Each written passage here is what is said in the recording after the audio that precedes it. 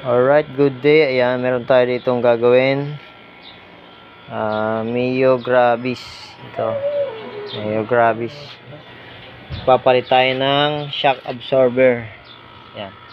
Papalitan natin yan at i-change oil na rin natin. Alright, ayan. At ito ang kanyang ipapalit na shock. RCB. Alright, RCB. Baka naman. Ayan. Alright. Ito yung kanyang ipapalit na shock. Ayun. Ayun. At ang kanyang langis. Petron. Shut out. Ayan. At kanyang gear oil. Ayan. Gagawin natin. Alright. Let's go.